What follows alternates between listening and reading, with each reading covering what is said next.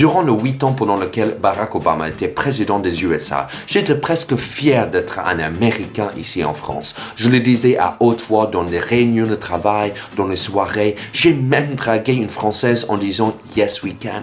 Depuis que Donald Trump est le candidat chez les Républicains, j'ai finalement décidé de demander la nationalité française, que j'ai obtenue le mois dernier. Du coup, apparemment, selon Sarkozy, tous mes ancêtres sont devenus gaulois automatiquement d'un coup. Imaginez comme ils ont été surpris.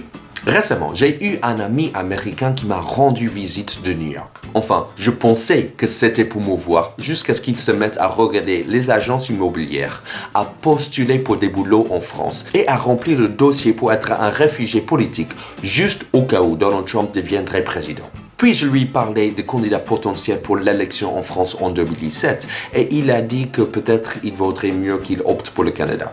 Eh oui, pour retrouver un leader progressiste, il faut être prêt à se peler les miches. Mais si la droite prend le pouvoir partout, le changement climatique s'accélérera et donc on pourra être en bikini au Québec pour fêter le nouvel an 2018. Le 8 novembre prochain, c'est le jour des élections américaines et parce que j'habite à l'étranger, je vais voter par correspondance. Voici le bulletin de vote. C'est un peu comme la carte dans un restaurant écossais. Rien ne me donne envie. Déjà, il faut savoir que les instructions pour le remplir sont en anglais et en espagnol. Si Donald Trump gagne, ça sera la dernière fois. Il y a 8 partis politiques proposés. Quel choix! Sauf que Hillary Clinton est la candidate de 3 d'entre eux. Donald Trump et Gary Johnson sont le candidat de 2 partis chacun aussi. Il n'y a que Jill Stein, la candidate des Verts, qui représente un seul parti politique. La loose quoi. Mais c'est ça les USA. Juste parce qu'on a Coca classique, Coca light et Coca zéro, on se vante d'être le pays de la liberté de choix. Mais ça reste du Coca les gars. Alors c'est qui les candidats? D'abord il y a Gary Johnson du Parti libertaire, qui est aussi taré que Donald Trump, mais sans sa grande connaissance géopolitique.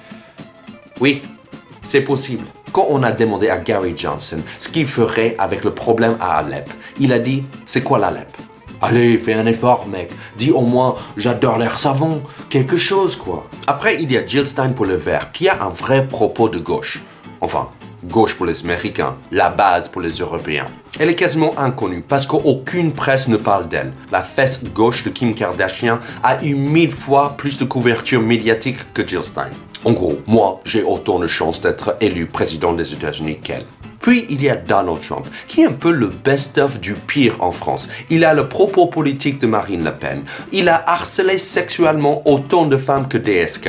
Et il a la coupe de cheveux de Claude François. Donald Trump est tellement détesté que quand la presse traite sa campagne de grand cirque, les vrais clowns sont offensés. Ils disent « D'accord, on est flippant, mais il faut pas exagérer non plus. Ça, c'est juste méchant. » Avec toutes les conneries que Donald Trump a sorties depuis le début de sa campagne, on dirait presque qu'il veut perdre les élections. Et d'un point de vue financier, il a complètement raison. S'il devient président, il ne gagnera que 400 000 $ par an et il aura un vrai boulot pour la première fois de sa vie. Alors que s'il perd, il est libre de gagner des millions en vendant des livres, des perruques ou de bronzage orange made in Trump. Et puis finalement, il y a Hillary Clinton, le personnage qui connaît le mieux le fonctionnement de la Maison Blanche. À part Kevin Spacey de la série House of Cards, bien sûr. Pardon, House of Cards. Et comme pour le personnage de Kevin Spacey, on voit bien qu'avoir autant d'expérience politique n'est pas toujours une bonne chose. C'est comme un mariage. Plus il est long, plus on a d'opportunités de faire de conneries. Et pendant les 25 ans de sa vie politique, Hillary a accumulé de nombreux scandales et de revirements sur des sujets aussi variés que la guerre en Irak, l'usage d'un serveur personnel pour envoyer des courriels top secrets, ou ses rapports pas très nets avec Wall Street. En fait, si Donald Trump est le Joker, Hillary est double face. Ah mince, j'espère juste que je n'ai pas offensé le super vilain de Batman. En fait, Hillary est un peu comme le fromage emmental. Elle n'a pas beaucoup de caractère et elle prend le goût de la nourriture qu'elle touche. Mais on l'achète, juste parce qu'au moins, elle va pas pourrir le frigo. Alors quand je regarde ce bulletin de vote, pour moi, le meilleur choix, c'est de prendre un vol aller simple pour le Canada.